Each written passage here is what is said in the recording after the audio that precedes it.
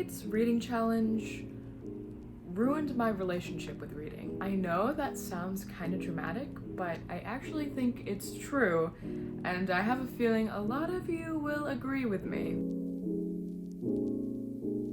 As someone who considers themselves a veteran of Goodreads, I made my account in 2013. This has been affecting me for quite a while, and I only noticed it in the past few years. I think the first ever reading goal I set was 25 books for a year, and I'm pretty sure I did not reach that goal. But every single year I continued to increase and increase and increase, which by no means should be a bad thing. I think it's totally a valid goal to read more each year. Reading is good for you. It helps educate you, it helps with relaxing, good boost for your mental health. There's a lot of benefits of reading, but I think pressuring yourself into reading too much is not a good thing. Because at least in my experience, when I have been pressuring myself, the more I increase the amount of books I read per year, the more my joy for reading goes down. And I honestly believe it kind of ruins the hobby of it. Yes, it's a challenge, but it's putting a lot of unnecessary pressure on yourself. Something I realized not this year, but the year prior, I was getting really stressed out towards the end of the year. It felt like my entire December, I was just like, okay, well, I gotta read as many books as possible. I gotta reach my goal. And then I stopped and I was like, why? I set this goal for myself. It's okay if I don't reach it. So for the first time ever this year, I intentionally set my goal lower than I usually would, knowing I probably would hit the goal pretty easily, and hopefully it would take the pressure off myself. My 2023 goal was still 30 books, which is not a small amount. That's more than 2 books a month, right?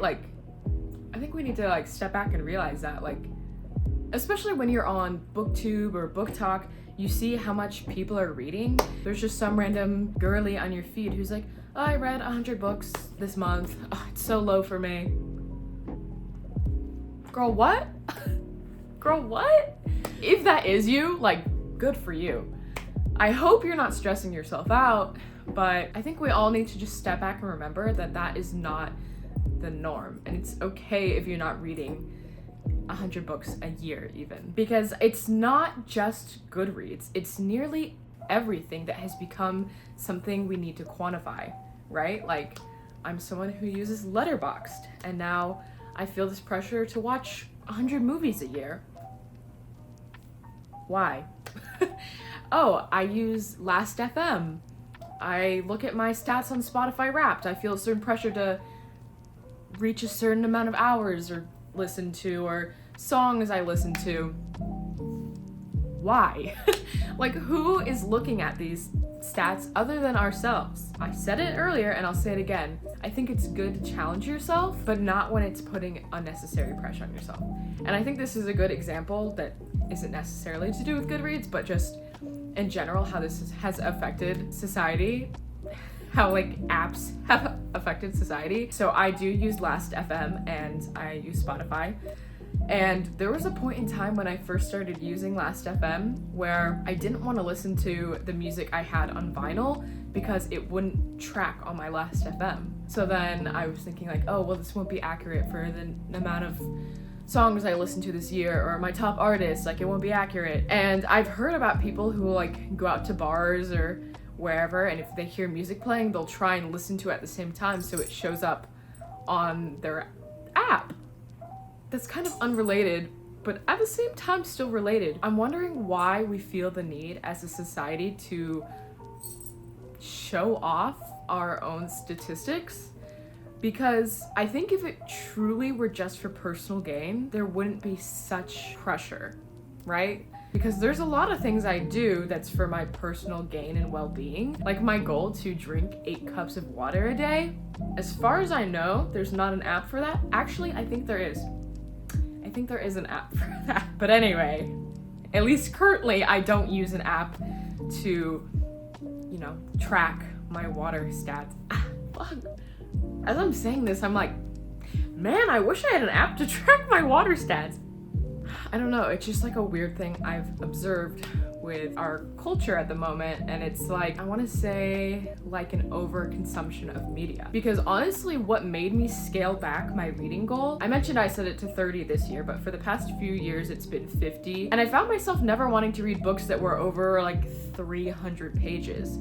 Like the shorter the better, because I could get through them quickly and add it to my reading goals and thus reach the higher number quicker. And it's not just Goodreads, right? I think it has a lot to do with things such as BookTube and book Twitter, of like wanting to share and compare, and this competitiveness that we feel with each other.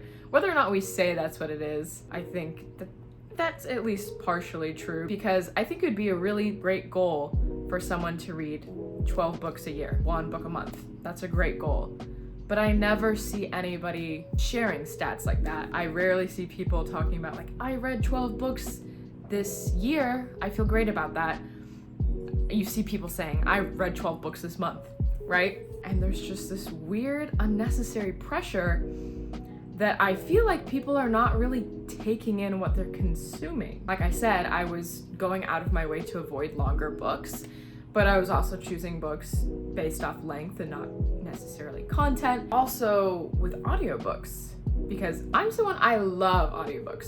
I work a desk job 9 to 5, and I love to just put a book on and listen while I'm working. But a lot of the times it's books that are available on Libby now, and books that are like 8 to 12 hours, because I know I can get through them really quickly. Sometimes I listen to them on like nearly double speed, and I'm just kind of reflecting, like, am I really taking in these works and like letting them sit with me? And I don't think you need to do that with every book. Like truly, you can just read a book for a fun, goofy time, and you don't need to dwell on it, right? Like it's purely entertainment.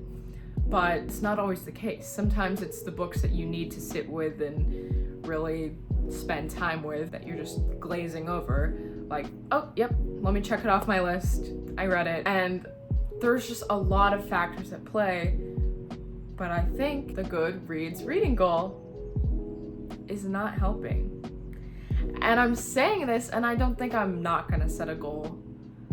So maybe this defeats the purpose of even making a video. I don't know, because I think there truly are two sides. Like at the same time, I think it's great to challenge yourself and to put a realistic goal that you think you can hit and will inspire you to read more if that's something that you think is valuable to you in your life. But on the other hand, I think the overconsumption of media needs to be examined. Like why? Why are we reading? Why are we consuming certain media? I don't know. I'm kind of just word vomiting, hoping to start a discussion and hear what you think about in the comments. Personally, it's still something that I'm like chewing over in my head myself, so I haven't taken any particular stance. I'm not gonna not make a reading goal this year. Maybe that will be something I don't do in the future, but I found that in 2023, setting it to a lower number than I usually do helped me, at least a little bit. But I still read the same amount of books I usually do, and I still wasn't really comfortable choosing longer books. So did it actually help? Maybe not. Maybe I'll set my goal to 25. Actually, I'm deciding right now that my goal for 2024 will be 24 books. It's a little bit less than 2023. It fits with the year. Really, my goal is to just think about what I'm consuming, to read because it makes me feel good, not because it gives me stats that I can show off on the internet or whatever. And I don't have a third goal.